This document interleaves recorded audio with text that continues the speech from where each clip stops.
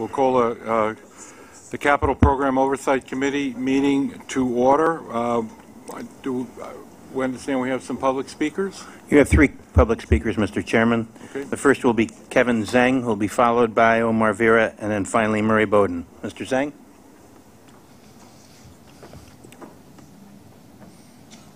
Whenever you wish. Good afternoon to Joe Loda and Ronnie Hakem. My name is Kevin Zhang. I would like to request that the MTA, Carroll Street and Bergen Street renovation stations on the cover lines, Chambers Street rehabilitation station on the Nassau Street line, and Wi-Fi above ground stations. Because F Express train is not stopped at Bergen Street lower level station. Bergen Street lower level station is still closed.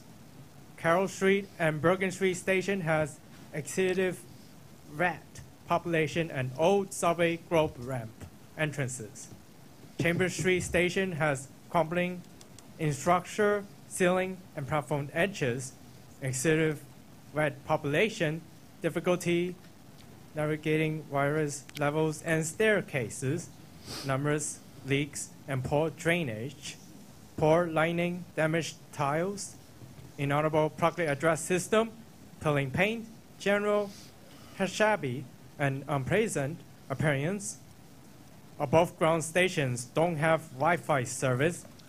Carroll Street and Bergen Street on the upper level and lower level stations on the cover line needs to be renovation and install elevators in both directions. F Express train will be adding stop on the Bergen Street lower level station. You have 30 seconds left, Mr. Zhang. Okay. Thank Chambers you. Street station on the Nassau Street lines needs to rehabilitation and install elevators in both directions. So Chambers Street are still in design, so we need to re-renovation as well. So all above ground stations need to install Wi-Fi service. Thank you and have a nice day. Thank you very much, Mr. Zhang. Omar Vera, then Murray Bowden.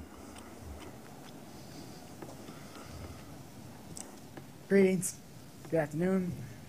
And all right, first I like to I agree with what Kevin said, because the Bergen Street station on the F needs to be renovated at the lower level so it can be used and it will be a more effective express service. So therefore, perhaps the F can run express along the Culver line at all times except late nights, which local service provided by the G.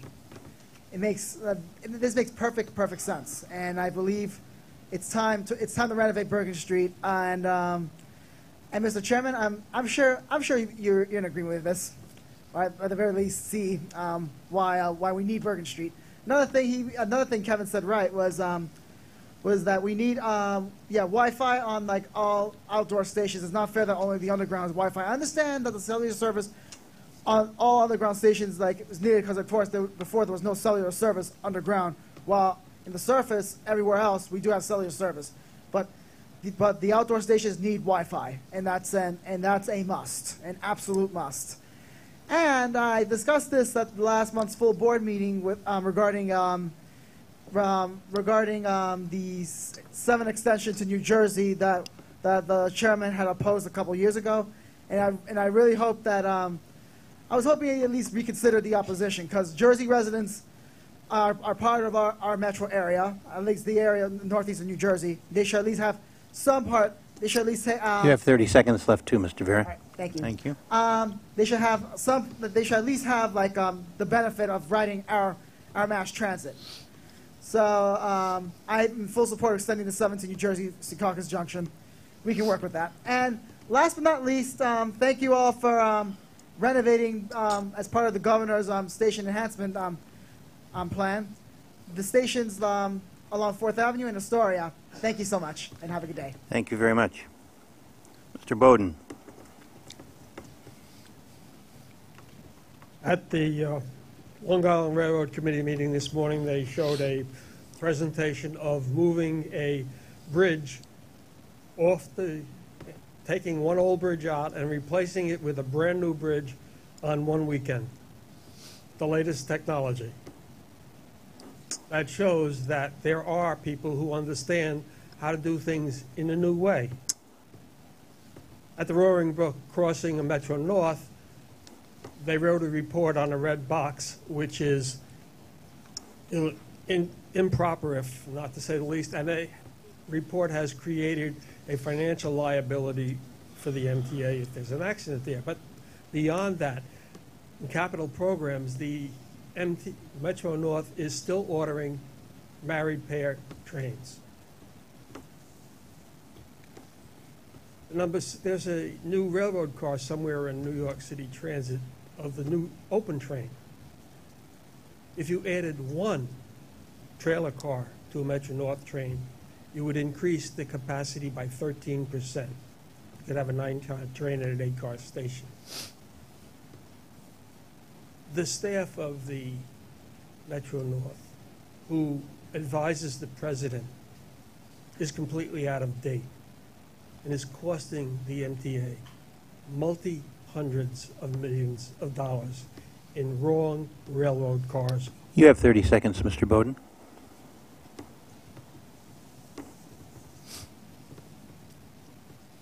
There needs to be a new way to look at the way railroad cars are ordered through Metro North, which is a major capital project. How do you stop the old way and move to the new way that Long Island used to change the bridges? A major problem that you face. Good luck. Thank you very much. That concludes the public comment, Mr. Chairman. Thank you. May I have a motion and a second for approval of the minutes from our last meeting in October? Seconded. Any questions or comments? Those in favor, say aye. Any opposed? And the motion carries. Now off to the committee work plan. Don? There's one change to the work plan, Mr. Chairman. The new fare payment system was discussed quite thoroughly at the October committee meeting, so as a result, we're moving the next status report, the next CPOC status report on this project to May 2018. Okay, now the New York City Capital Program update. First is the progress report on the Enhanced Station Initiative. Bill? Good afternoon. My name is Bill Montanelli, Program Manager, and I will present the update for the Enhanced Station Initiative. The Enhanced Station Initiative includes a new approach to rapidly transform subway stations across the system. The initiative will focus on the continued responsibility of providing a state of good repair in stations and incorporate new station guidelines to dramatically change the look and feel of the stations. Core state of good repair work will be completed, such as concrete and steel repair, waterproofing, and platform edge replacement. Customer improvements include new features such as countdown clocks and canopies at station entrances, consolidated real-time digital information at control areas, improved wall, floor, and ceiling finishes, including the use of glass to open up the space, improved wayfinding with clear sight lines, use of available technology, digital screens, help points, Wi-Fi, and cellular connectivity, and the chance to declutter the station, where possible, routing the conduits and cables in a consolidated path for better aesthetics. Together, the state of good repair work and the enhancements will leave our customers feeling more confident and secure as their journey becomes clearer and more informed. A design-build delivery method is being used to accomplish this work. Design-build is the process whereby a single contractor is responsible for both the design and construction of the project. It allows construction to start much sooner than traditional design-bid-build, fast-tracking the project and saving time, allowing the contractor to get in, get done, and get out. The focus of my discussion will be on the first 3 packages of the Enhanced Station Initiative, indicated in the circle areas on the map to the right. Package 1 includes 3 stations in Brooklyn, Package 2 includes 4 stations in Queens, and Package 3 includes 4 stations in Manhattan. This is the information on the Package 1 award. The contractor is a joint venture between Sitnalta Construction Corporation and Forte Construction Corporation. The lead designers are Urbon Architects and Hacks Engineers. The contract was awarded November 30th, 2016, and includes the 3 stations on the R line in Brooklyn, Prospect Avenue, 53rd Street, and Bay Ridge Avenue. The contract is on schedule for a completion by the end of this month. The budget is under review. A budget modification is being prepared to add funding for change orders, and all 3 Package 1 stations have been reopened to the public, the last one being Prospect Avenue Station on November 2nd. In addition, we were able to remove all the Jersey barriers from 4th Avenue for the New York City Marathon. Some photos of the finished work. Here is the ESI street canopy at the 53rd Street station.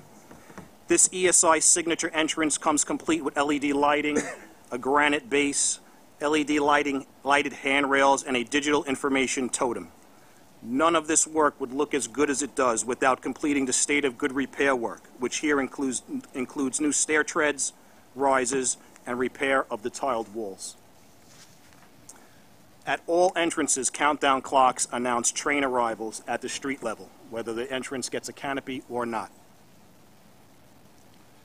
Here is our new glass barrier between the paid and unpaid areas. Gone are the full-height railings that closed in the space. Digital information and MVMs are now located along the same wall for customer convenience. Digital screens can show nearby bus arrival times, weekday and weekend work schedules, and service changes.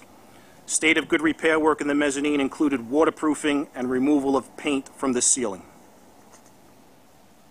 At the platform level, static subway maps are paired with digital screens. Integrated USB charging ports are available on the side of the subway map. Also at the platform level, subway maps are adjacent to multiple digital screens.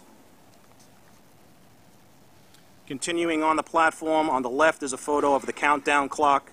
Countdown clocks are placed throughout the platform, announcing train arrival times.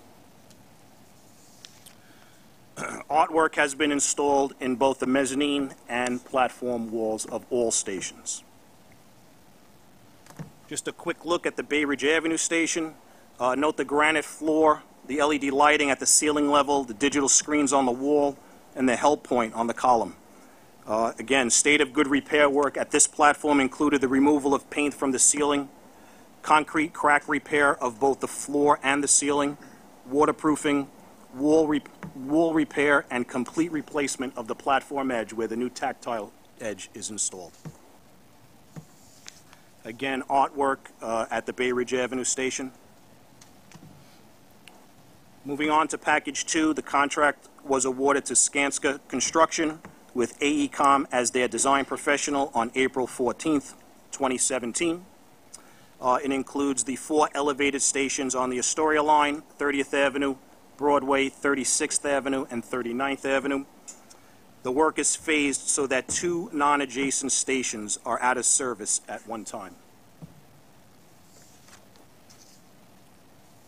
The contract substantial completion is scheduled for January 2019.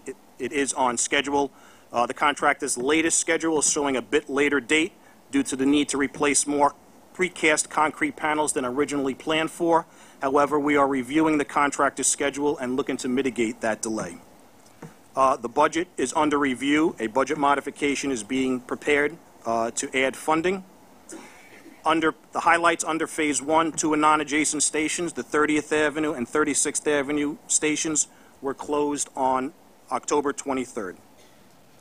On the Astoria-bound platform of the still-in-operation Broadway station, an exit-only stair from street to platform was installed to ease congestion during the PM peak periods. There's a photo of that, the exit-only stair at Broadway station. We are still managing what we see as the top 3 risks of the packages. Track access, unforeseen site conditions, and late deliveries can delay the already aggressive schedule. Weekly meetings to coordinate weeknight and weekend diversions continues. Having a co-located team has proved beneficial in addressing site conditions. with designs turned around in a matter of days. Weekly meetings with the general contractor with phone calls to subcontractor and material suppliers ensure delivery dates are met. Package 3 for upcoming work, the 4 stations in Manhattan, was recently awarded on October 25th, 2017, and is scheduled for a December 2018 completion. Thank you. We'll do questions for IC. Let's do questions. Okay. So, Andrew first, and Carl. you mentioned when you were showing the, I guess it was the Bay Ridge Avenue, or yeah, the countdown clocks are spaced along the platform. On a non-enhanced station initiative station, I guess we have to wait for the out front contract to kick in before we can get multiple B division countdown clocks on the platform. Is that correct? The plan will be to share or utilize some of the advertising signs that are being installed by Outfront to display service information, including countdown. I see. One other thing, on the enhanced station initiative stations, something I think would have been a great thing to try is when you enter the station, show any signage that affects that particular station's line, any GOs there, and have all of the other weekend and weekday work on somewhere else. So you're not, some people are just put off when they see a whole wall of service notices when they enter a station.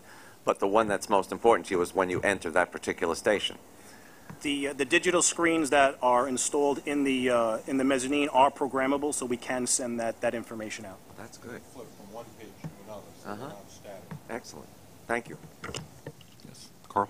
So I have a number of questions, starting with, do we have an order of magnitude yet on what the budget overrun is going to be on package 1? Is that 10%, 20%? Yes, we're looking at about $7 million on a $72 million project. So about 10% Yes. or so.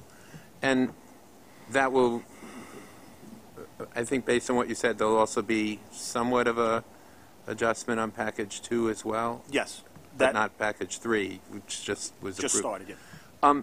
So I have just programmatically, and I appreciate that the stations in package 1 look really very nice. But why aren't we coordinating these stations with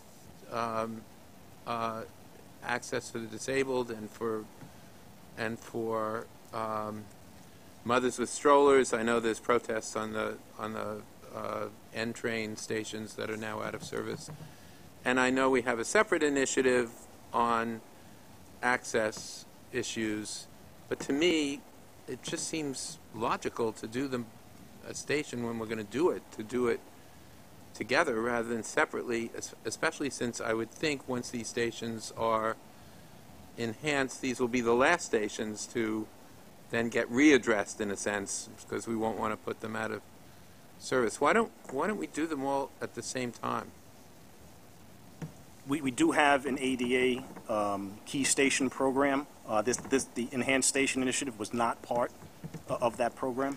I know, but that's my point. I mean, why shouldn't they be coordinated so the two programs mesh instead of one going off like this and the other going off like that? And I think we knew when we started out on this program that we didn't have the time frame necessary to consider elevators, nor did we have the dollars necessary to consider elevators. As an example, on 4th Avenue, there are, I believe it's 2 other ADA key stations that will be in construction for 3 to 4 years in order to put elevators in. And if we had included elevators in these projects, we would be under construction for a much longer duration. So the idea was to kind of create a program that would show the benefit to the public of quick, short burst shutdowns that allowed us to get in, get some critical work done, and then get out. Now, the design for these stations does not preclude future elevators. In other words, that's one of the things that we're looking at, and we're looking to expand as we go across the system, is that through the ADA key station study, we're looking to identify locations where, if a station is feasible, if it's deemed to be feasible, where we would put elevators. So even if we did make an investment now that was not elevators, that we were not going to be precluding it by what we were doing moving forward. I don't want to belabor this right now, but it does still seems to me that there could be, we have two parallel, maybe not even parallel, programs that should be coordinated. I mean, If I could, currently in the first stations that were done on the R line, there are 3, if not 4, I believe, stations immediately adjacent to the ones that are being renovated that are currently putting in elevators for the handicapped. It pains me to say what I'm about to say next, but not all stations will have elevators. If we had all the money, I mean, some stations like in the third package, which are along Central Park West, it's not possible to put in elevators, given one is on top of the other. The platforms, the northbound and the southbound are above each other. And literally, when they were constructed 100 years ago, when no one contemplated it, they're not available to be able to put some down. But where those are, we will put in elevators. So, I mean, in these programs, I mean, the one in particular, the Bay Ridge and Sunset Park areas are going to be more saturated with more ADA compliant than any other area in the city, but it just not happen to be the ones that we've just renovated. The other ones that are in the area will be. There are the remaining 4. There were 3 and now there's 4, I believe, in that area, along that line. I don't want to be No. You ask a legitimate question. I fully understand that. Why not combine the two together? But we are looking at them in conjunction with each other. So just Veronica wants to get in the middle of this too. Well, and let me ask then. I'll let someone else get in the middle of it. But let me ask. I assume from what you're saying that there is contemplated to be, at some point, a package 4. Yes. And is that in which capital plan? The current capital plan? It's in the current capital plan, yes. So I'm just maybe to you, Mr. Chairman, when we think about the trade-offs of emergency capital, what most in need in our system, I would hope this would be one of the items that we would think about as what should be the priorities given the state of the system at the moment. And especially would like to return to the issue of how this gets coordinated, both in terms of stations and lines with access issues. Thank you. There are 8 total ESI packages, right? There are 9 with Staten Island, yes. 9. And they're all in this capital program. Yes. So I heard you say something different, or rather I heard the chairman say something a little different than what you said, which was stations, or rather what John said actually, which is elevators would not be included in these earlier packages because there was a determination made to expedite some of the work at these stations and open these stations up quicker to the public.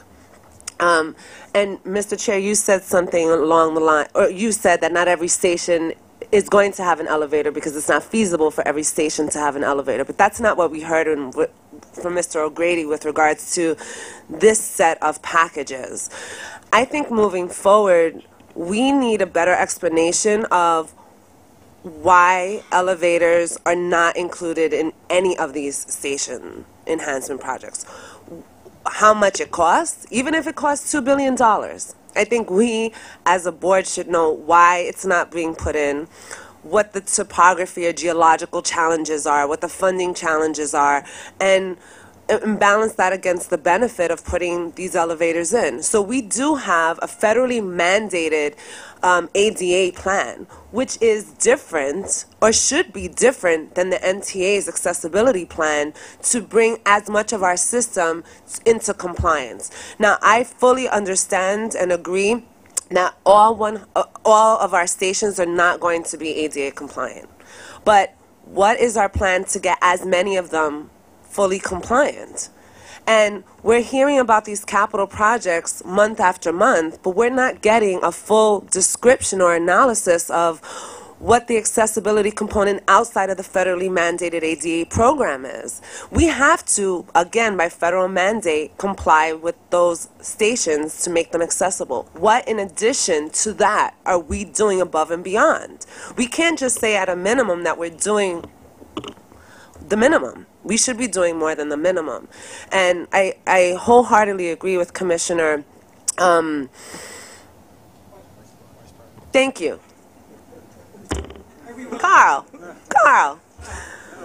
forgive me, with all of his sentiments expressed around this. I work with the folks here as well to see if we can get a presentation on the elevators for next month, and if the latest January. I only hesitate, I'd like to do it next month, but next December is the budget, and that always is very time-consuming.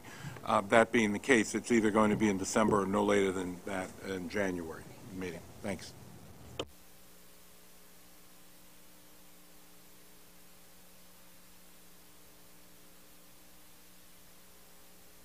Yeah, well, my only question for this, and it sort of dovetails on what the other commissioners said, is I'm still at a loss on what the criteria is for selecting stations. I think, but someone said there's going to be 9 packages like this?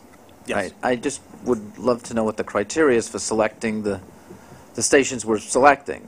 I mean, if you ride around the system, you see the stations that are in pretty awful condition. Some stations need other, maybe minor work. I was up on the Dyer Avenue line, for example, and I thought the stations were fine. I was off on some of them, and I just think some needed a paint job. But and some of these stations we're renovating here, I think, are not as bad as some stations I've seen. So I just would love to know what the criteria is for selecting the stations for this program and how we're moving forward. I understand this is a great demonstration project to show that we can get the work done quickly after there's a close the station down, get it back, do every other station on a line. That's a great strategy, but we're selecting these stations. I would hope there's some logical criteria for us picking these stations. And that dovetails with the ADA issue, too. If a station, it sounds like from this rationale, if we've decided that there is a station, it's a key station, or a station that has a lot of ridership and we should make it accessible, that it won't be in this program, seems to be what was implied here. So I wonder if that's the case. To me, that's another issue that should be discussed and fleshed out as well. Thank you. Any other questions or comments? The report from Kent. Thank you, Mr. Chairman. In our report on this program for the committee, let me start with a review of the schedule and budget for the packages under construction. Package 1, as you've heard, all 3 stations open to schedule on time. Package 2, we note that the contractor is forecasting a couple months slip in completion of the project, is confident they can mitigate that at this time. And in Package 3, the award, somewhat delayed in October, has pushed out the completion date of this package to December 2018.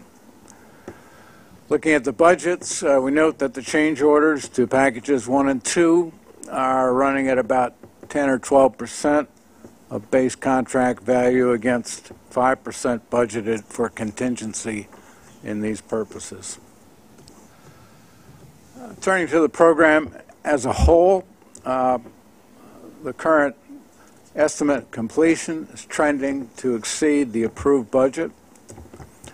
We note also the schedule incorporates what we feel is a very aggressive work period for the packages that are yet to be awarded. A couple observations on the program to date. We note in Package 1's case, the design process didn't quite keep up with the need of the construction schedule, but the program team jumped in and worked with the contractor, worked with the user groups, and made sure that whatever gaps there were in official approvals of plans were rectified and the stations reopened on time. We also note that the schedule and conditions for the packages yet to be awarded are been revised to provide a little bit more schedule flexibility. Turning to the risks, the three risks that we feel the program is actively managing. Transit support has gone very well. Differing site conditions is a particular concern with older stations, has also been something that has led to some of the delays and some of the increased costs. Procurement of materials we feel is a key aspect of this program, and that's something the program team has been bird-dogging well. Let me end with a couple recommendations to the program. We think it's important that the program keeps re-emphasizing instructions for managing the scope of the various reviews and approvals of the designs. This will act to reduce, particularly important in a design-build environment, act to reduce the back and forth between the designer, the program team, and the transit user groups over the type and character of the improvements. And secondly, we'd encourage the project team to complete their evaluation of furnishing several key enhancements such as tile, lights, wireways in advance of the individual packages. We figure that this would offer some benefit in that the quality of the materials, if they were bought in advance and stockpiled and made available to the contractors in the future, would be more likely to meet transit's stringent quality standards, and also would remove this sort of fabrication process from the critical path of the individual packages. That's my report, Mr. Chairman. Thank you. Are there any questions for the independent engineer? Okay. There being none, it's up next is the progress report on systems and security divisions, the bus radio system and the bus command center. Mark? Good afternoon. My name is Mark Beanstalk, and I'm the Program Executive for Systems and Security. Today, I will be updating you on two projects. The bus radio system project was awarded to PTG in March 2016. Under this project, PTG is designing and installing a new digital bus radio system for New York City Transit and MTA Bus. Substantial completion is on schedule for January 2021, and the project is within budget. PTG is continuing the survey and design work and held a successful factory acceptance test this past May. Construction will start at several sites in the next 6 months. Approval of the critical design review package has been delayed as we are still working to finalize some technical design details with PTG. We expect to have the package approved by the end of this month. We are preparing a scope of work and design for repair of the East New York radio tower, which requires remediation to support the new antenna loads. This remediation does not currently impact the Staten Island bus pilot for this project. The Bus Command Center construction contract was awarded to MPCC Corporation in June 2015, and construction has progressed well. The contractor has completed the installation of the structural steel and precast exterior wall panels, as well as the interior concrete masonry unit walls. The roof structure and waterproofing membrane have been installed, and HVAC and mechanical systems work is progressing. The building will be completed in February. The status of the 4 interim reporting milestones for major construction activities are shown here.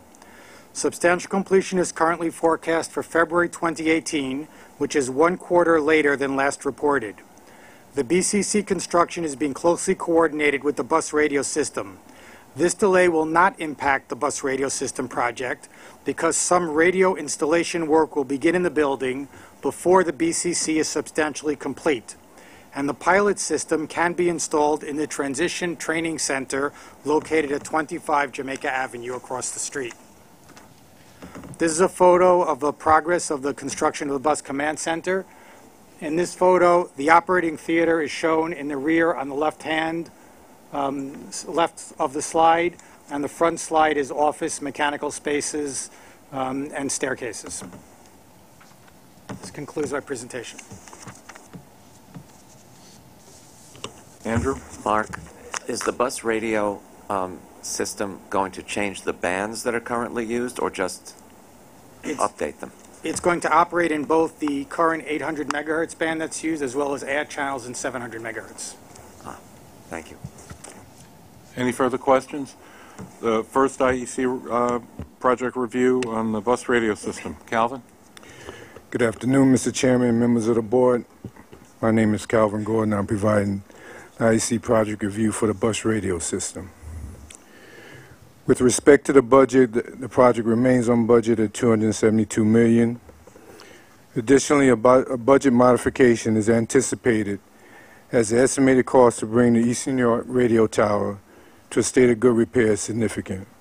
Further discussion regarding the Eastern New York radio tower will be made later in the presentation. With regard to the schedule, substantial completion remains at January 2021.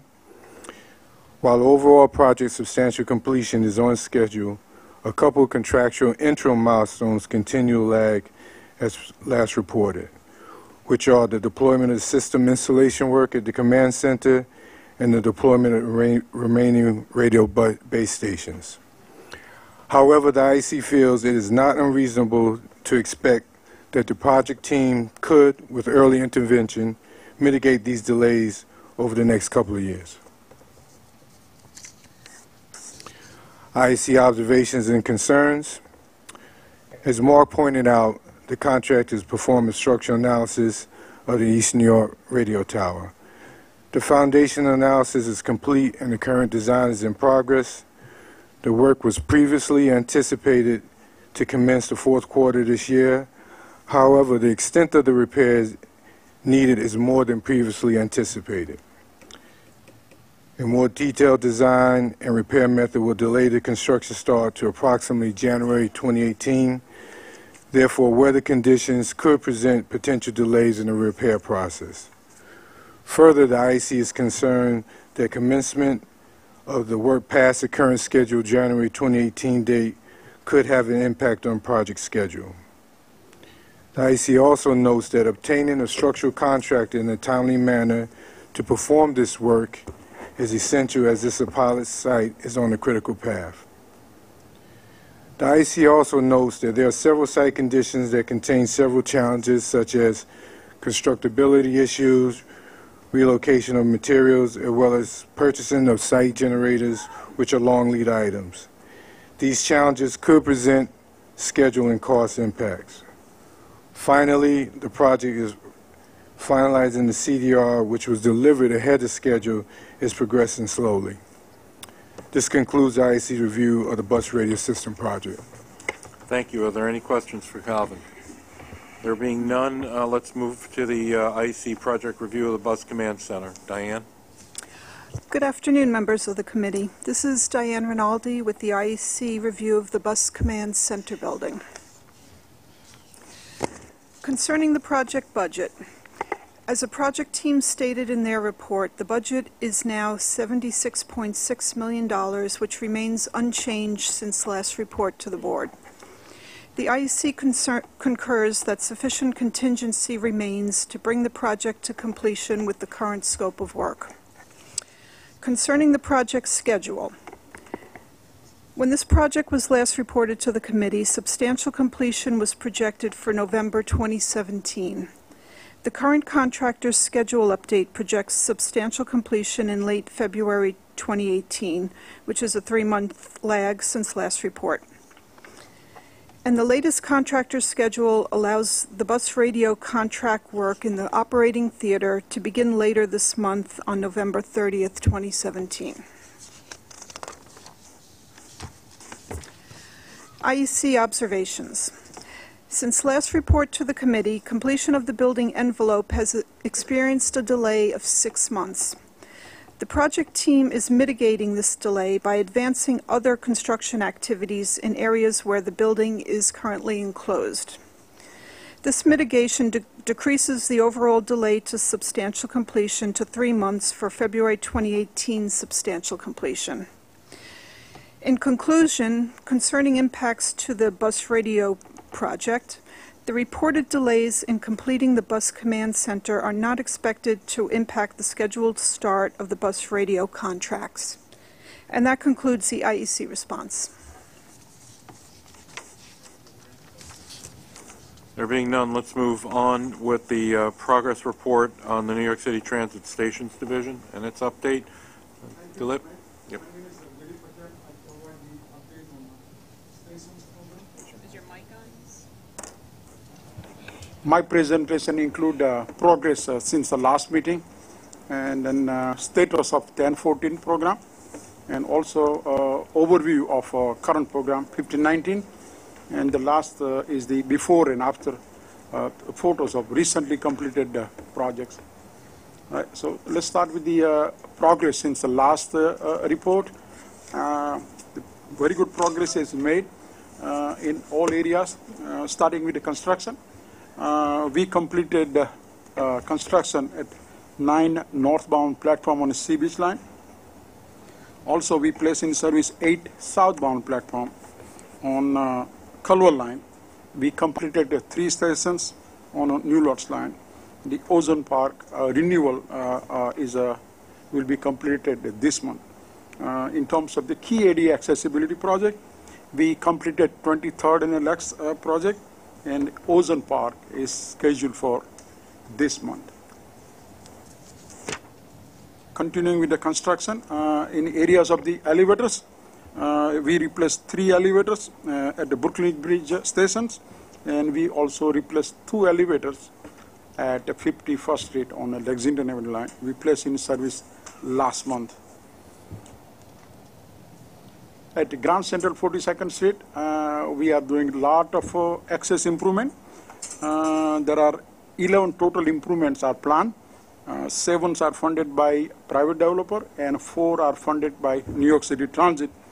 So we completed the P10 stair.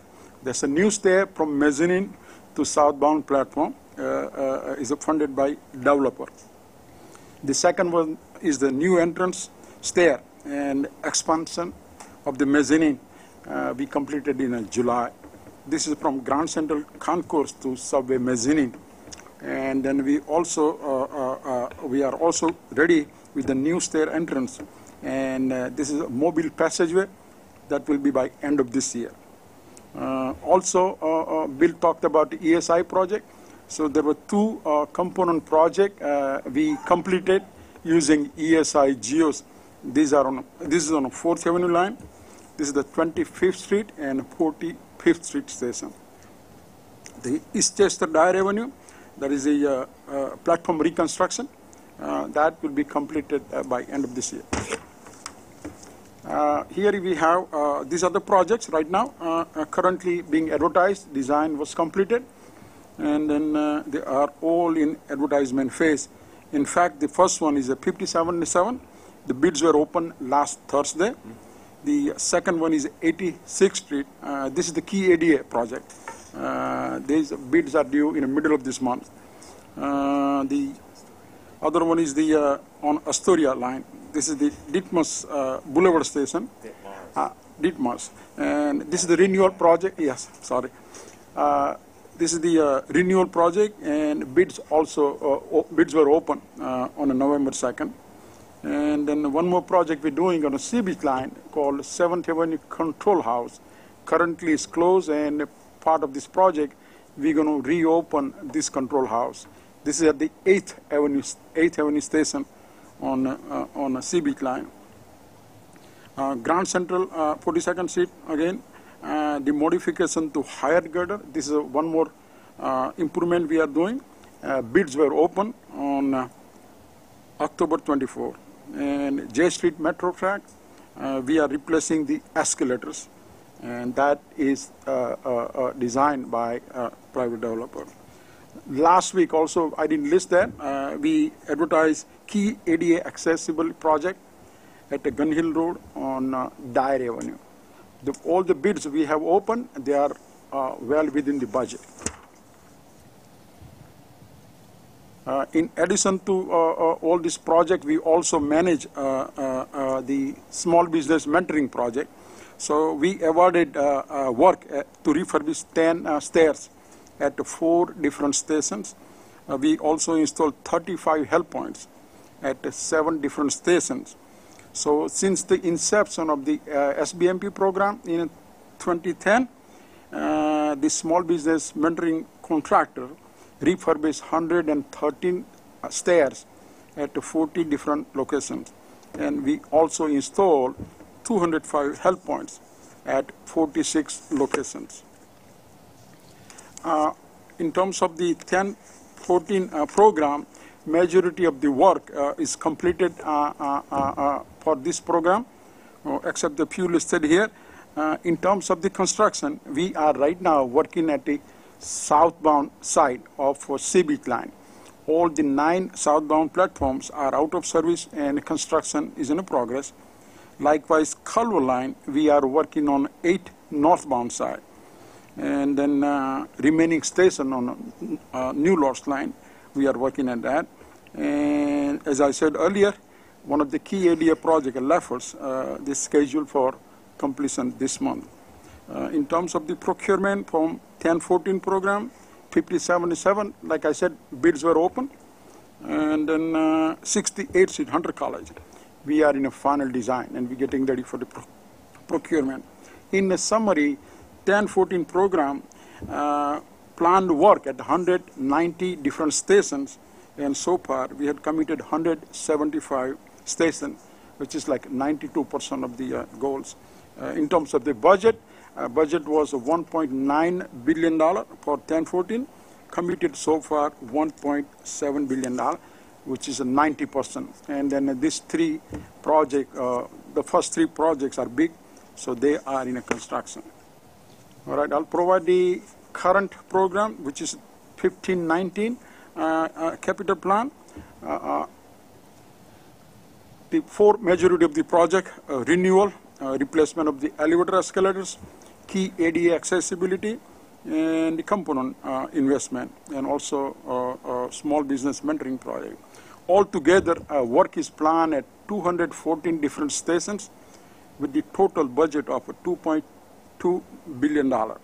So this $2.2 billion does not include the cost for the enhanced stations and also Sandy program managed projects. That's a separate budget for that. So in terms of the looking at the pie chart, the majority of the effort, you can see that, is the category number 3 is a key ADA accessibility project.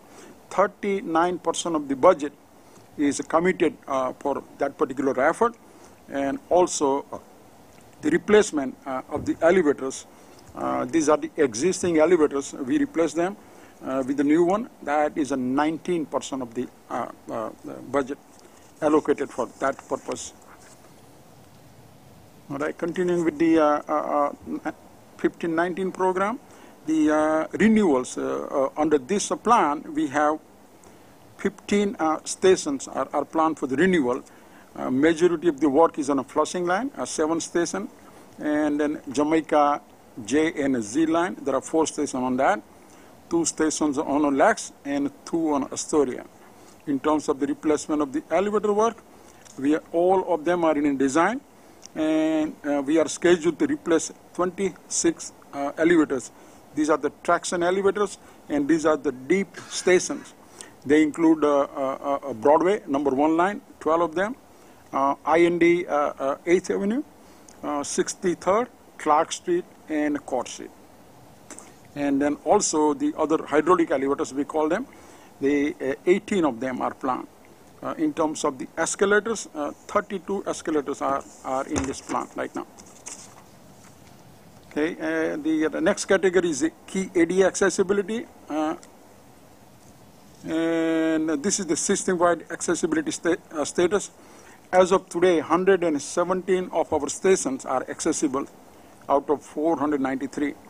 So this includes 86 key ADA stations, and these stations serve more than 44% of the ridership. So the other one is the project underway in a current plan. There are 14 key ADA stations are to go. Out of that, 11 are included in a 15-19 program, and 3 are from original 10-14. In addition to key ADA, we also have 12 non-key ADA stations under this plan. So they include at least 2 stations on a sea beach, and also on one on the Western Line. So overall status of the key ADA stations, as of today, we completed 86, 14 more to go, 2 are in a construction, including one by Sandy area. 3 stations are in a procurement, and rest of them are in design. That adds up to 100. So this is the status of 14 remaining key area. As I said earlier, the first 2 are in the construction, next 3 are in a procurement, and the rest of them are in design. So also this is the last category under this current plan. We call it component/SBMP. Work is planned at 150 different stations. So in a summary, 15-19 program work is planned at 214 different stations with the total budget of $2.25 billion. All right, here are the before and after photos of a completed project, starting with the Sea Beach Line.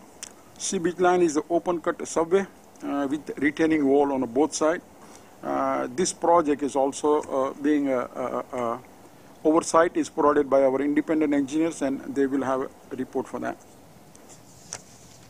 All right, so this is what is happening. Northbound stations, they were placed in service back in May of this year, and southbound all stations are currently out of service, and construction is ongoing since July of this year.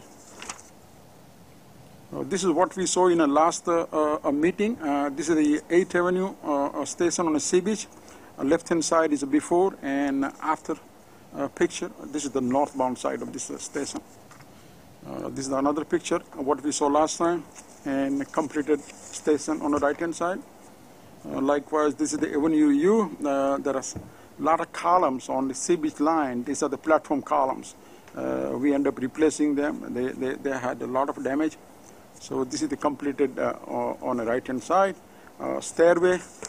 These are the stairway from mezzanine to platform. They were not in such a good shape, so we got them fixed on the northbound side. This is the Kings Highway, before and after picture. 86th Street, Bay Parkway. This is the Avenue U. This is the Fort Hamilton. And like as I said earlier, this project is also the oversight provided by our independent engineers. The Sea Beach southbound is scheduled to be completed by end of the next year. So currently we are working with the five major risks identified by our independent engineer. Starting first one with the 8th Avenue. 8th Avenue is the station where we have LIRR crossing. LIRR leads their railroad to New York Atlantic, and that is a common structure. So we have found a lot of issues, structural damages to underside of that. So we are working to that. The second one, one of the risk is the elevators. Elevators, we are trying to expedite the design and construction of that. As I said earlier, 2 new ADA elevators will be provided at the 8th Avenue. And then the third major risk is the some work on the northbound side is ongoing. What we plan is next weekend we have the all track shutdown, and the all remaining work will be completed more or less except punch list during next weekend geo. The other one is the risk is the canopy leaks. This is the historic problem on the Sea Beach Line. The source of the problem is the property owners along the project site drain the water towards our subway. So priority repair will be included in the current Sea Beach Line, and the next phase we have come up with the idea to start the next phase of the project, which require access to private property side. And then the last one is the forecast completion. I think you will hear the report. All right, so next project is the Culver Line. So this one we are done with the southbound station. Right now work is ongoing on northbound station right now. So these are some picture, the photos of before and after. This is the Avenue I. This is the Avenue U. You can see the platform and paint, steel repair, all those good things we did there. Kings Highway. This is the Ditmas Avenue. The Avenue X. This is the also Avenue X. This was the first completed. This is the Avenue X stair replacement work. This work, by the way, is done by our SBMB minority contractor. On the left-hand side, the stair was not in good shape, and on the right-hand side is a rehab stair. The next one is new lots. Like I said, 3 more stations to go on this line. These are the completed pictures. Junior Street. This is the new lots. And then some photos of the Grand Central 42nd Street. As I said earlier, this is the new stair from Grand Central mezzanine to our subway mezzanine. This matches the Grand Central, all the historic element. So we made the opening in the wall, and then we provided the stairway to our mezzanine. This is the subway mezzanine for 4, 5, and 6. We also took the opportunity to expand the mezzanine. All the TVM and other we have relocated and made a lot of space for the customers at the mezzanine level. The next one is a P10 stair. Like I said, this is funded by private developer. This is also from mezzanine to southbound platform of 4, 5, 6. So another picture of P10. And this is the mobile building passageway scheduled to be completed by end of this year. This is the Dyer Avenue, Eastchester Dyer Avenue. This is the platform reconstruction. 3/4 of the platform we have to reconstruct. This has a major issue with the foundation of the platform. So we completed that. This is the Phoenix station, painting on the right-hand side. 23rd Street station. This is one of the key area station. This is the elevator on the street. You can see that. This is another picture of the elevator on the street. This is the mezzanine. Once you take the elevator, you come to mezzanine, and then you enter the subway. Elevator replacement category. We replaced the elevator at the Brooklyn Bridge. The completed picture on the left-hand side.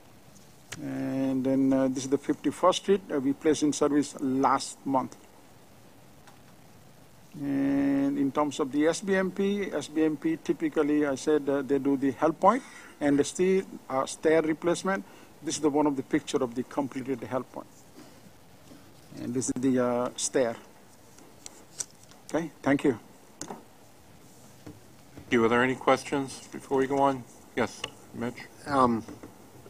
After all of this, how many stations will be ADA accessible? Because you're doing different work in different categories in different places. I understand all that. Some of it is at key stations, some of it is at non-key stations or other places. 117. 117 will be either, by the end of this program, will either be done or in the process of being done. When we do our update, we'll obviously have the precise numbers. Okay. It's about that. Okay. And but obviously, as the chairman said, some number cannot be done for whatever reason. So the number is not out of the total, the number is out of the possible in that context, whatever that number is. Do you have a rough sense of how many can't be done? What is it? No. One of the programs in this program was, I believe, about a $10 million budget in order to study sort of how to go about continuing the program, the ADA program. But we don't have those results yet. So if I may, in addition to 100 key ADA stations, we also have a 31 non-key ADA stations completed. So on top of 117, we have 31 more. Let's get back to, let's put a full presentation Veronica, together. when you do that, can you give us a map of where they are? Sure. So that we can see Yep. what lines have them and what lines don't? Yep. You know what I mean? Yes, absolutely. That would be helpful. Thank you. Any other further questions? No? The independent engineers report? Yes, good afternoon. I'm Mark Saluka. I'll be giving the IEC update on the Sea Beach project. Since our last report to CPOC, Phase 1 ended in May with the return of the northbound station platforms to service. The project team successfully completed a track and signal turnover, and Phase 2 started in July with the closure of the southbound platforms. Substantial completion is scheduled for December 2018. Currently, the project is forecasting a 2-month delay. However, the IEC is concerned about further delays due to the amount of unfinished work and additional scope that has been added to the project. Currently, a baseline schedule is under review by the project team. Regarding budget, the project budget has been impacted by a number of budget modifications and change orders since award, and the IEC is concerned about the additional scope and pending change orders that have been submitted to date will deplete the remaining contingency, requiring additional funds throughout 2018. At approximately 53% construction completion, over 72% of available contingency has been used to date. Regarding project risks, incomplete mitigation since our last report to CPOC include the 8th Avenue Station structural repair work and also the 2 new ADA elevators that are scheduled for 8th Avenue. Both of these work items have been committed to the project, but construction has not yet started. New risks that were highlighted on the agency slides include completion of all unfinished work and added scope prior to substantial completion, and also mitigating the canopy roof leaks at the newly reopened northbound platforms. Grouting mock-up tests were completed in September. They were successful, and the work will be added to the project. Regarding observations and recommendations from the IEC recognizes the completed work to date at the newly reopened northbound station platforms has both visually and physically transformed the 100-year-old Sea Beach stations. In addition, customer feedback has been extremely positive to date. Moving forward, the IEC recommends that the agency undertake an aggressive maintenance program at the Sea Beach stations to prevent future damage from tree overgrowth and also the runoff from adjacent properties. Lastly, the IEC recommends expediting a comprehensive recovery schedule to determine a revised substantial completion date. This concludes our IEC presentation on Sea Beach. Thank you. Are there any questions for the independent engineer? Okay, there being none, on to the capital program status. Ronnie Hakem. Thank you. The report on commitments and completions is in the materials beginning on page 73. In terms of commitments, overall, the agencies plan to commit in 2017 a total of $7.3 billion worth of work, which includes 51 major commitments that are tracked through the year. Through October, we've made 29 of those major commitments. 12 out of the 15 which are delayed continue to be forecast to be made by year's end, and those details are in the commitment pages of the book. In terms of completions, in 2017, the agencies plan a total of $5 billion in completions, which include 34 major completions tracked. We've achieved 16 of the major completions year to date.